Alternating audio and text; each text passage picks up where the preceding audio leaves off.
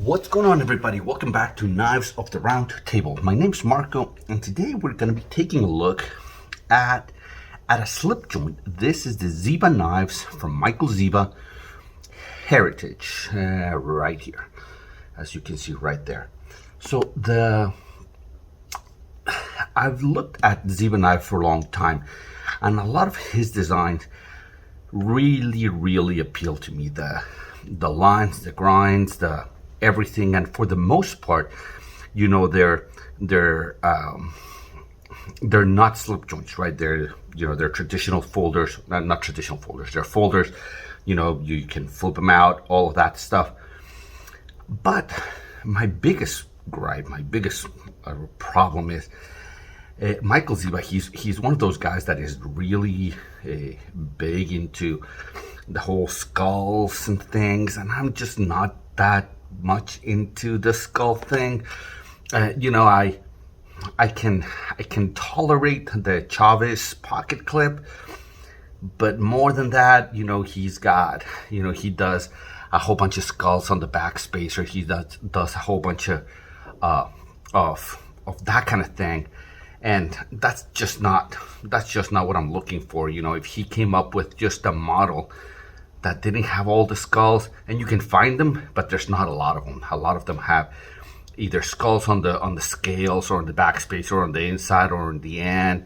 You know, he kind of hides them sometimes, but that's just not my jam. But when I saw that he has this series, it's called the Heritage series, which is kind of a traditional folder with a modern take and modern material. So obviously, this is it doesn't look like a traditional knife, but it is a slip joint, so it doesn't lock. You know, it's got a nail nick here to deploy it, and it like I said, it doesn't lock in place, but it's pretty stiff, you know, to kind of disengage the blade, so it doesn't feel unsafe by any stretch. But so he has this series called the Heritage series, and he's got, you know, traditional carbon fiber, he's got the cookie carbon fiber, and he's got one that is copper shred carbon fiber that also looks really nice. So this one is the cookie carbon fiber, and I like the play of colors with the cookie carbon fiber and the blue. I think that looks really nice. So let me give you a tour of the knife, and what we've got here is it's not a large knife. The blade's coming in at exactly 3 inches, and it's like this. It's got like this deep or tall harpoon. You know, it's kind of a thumb ram right here, so you can put your thumb on it. Obviously, to deploy, because it's not a fast deploying knife. Obviously, there's no action that goes along with this knife. So you got the nail nick right here. The blade, so this one has got like hand drop satin flat, and a heavy darker stone wash on the blade and the swedge. Hopefully that's the play of the light is coming across here on the blade. It's really nicely done. You've got blue liners with a satin backspacer. You've got lanyard hole, and you've got all the screws and the pivot are blue. This is again from Michael Zieba. Overall, what's the overall length? It's not a huge knife. Overall length coming in at just under 7 inches. Just under 7 inches, so not a large knife. This, for me, it's more of a gentleman carry. It doesn't have a pocket clip, so it kind of slips in a suit pocket or something like that.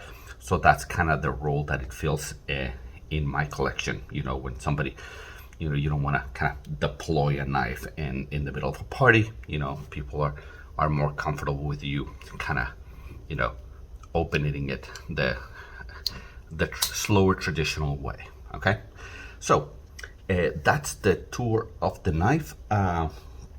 let me give you some size comparisons, because it's a relatively compact knife. That is the Para 2, and these is the Para 3. So you can see it's the Para 2 and the Para 3. They look massive and chunky, you know, compared to this one. This one is far better compared to the bug outs, especially in carry profile. So if you see, that's the Para 3, and even the Para 3, that's the smaller of the two. It looks just massive by comparison. In thickness, you can see much thicker than the Para 3. Now in carry profile, I'm gonna show you here. That's the full size bug out, and that is the mini bug out. So it carries like the medium bug out, right? It's like right. It feels like right in the middle of those of those two knives. Let me deploy them here, and you can see the length. So again, it's like right in the middle of those two knives. The length, the width, the everything is right in the middle of those two knives. So, like I said, I always start my reviews with the action, but in this case, well, I can tell you it's fairly stiff, and there's a middle step here that locks the blade here in the kind of 90-degree position, so that you can get your hand out and then close it the rest of the way, and then you can deploy it. Obviously, this is far from a fidget monster. There's no fidgeting, there's no nothing like that. Again, the role that this fills is not that, right? It's not meant to be a fidget knife. This is more along the lines of people who like the traditional style knife and opening and deployment and the function of a knife. The people who don't need you're not looking to do some heavy work that you need a locking knife, but that you're looking for something a little more edgy, something that is not, antler bone here in the back and a very traditional blade. This is not that, right? This is more modern materials, modern design, modern everything, but in the functioning of the knife is more along the traditional lines. So like I said, action, I'm gonna say that it feels nice, for the opening. It feels smooth. It's definitely, you never feel like you're gonna close it on yourself, because the detent or this step right here, it locks into this position, and then you can just go the rest of the way. So from that standpoint, it feels good. Obviously not along the, there's no drop shuttiness or deployment or anything like that, right? This is just not that knife.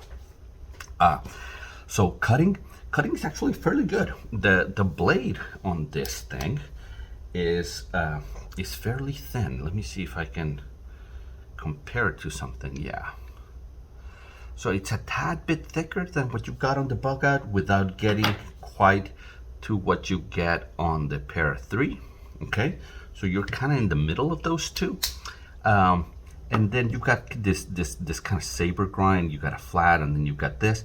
But because it's not thick blade stock, it's actually fairly slicey.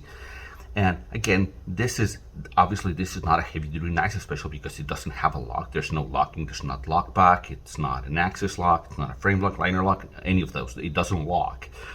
So you're not gonna be doing, especially don't do anything stabby, right? Because it might close on you.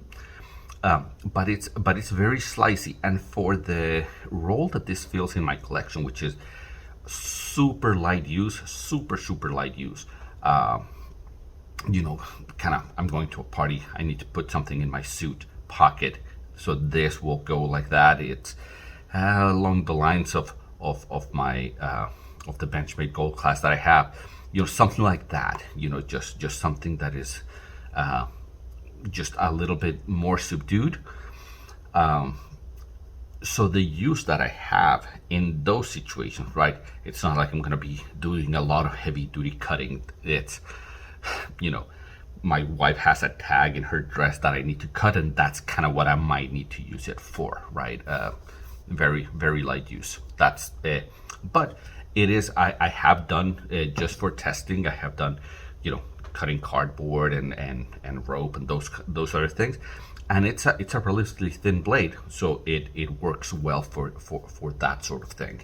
It's not as slicey as what you've got with the bug outs, because you've got a full flat grind on the bug outs on a thinner blade, but probably a little bit better than what you get on a pair 2 and a pair 3, because even though these are full flat grinds, they have thicker blades. So as soon as you hit the full thickness of the blade, this slices a little bit better as soon as you get to this thickness.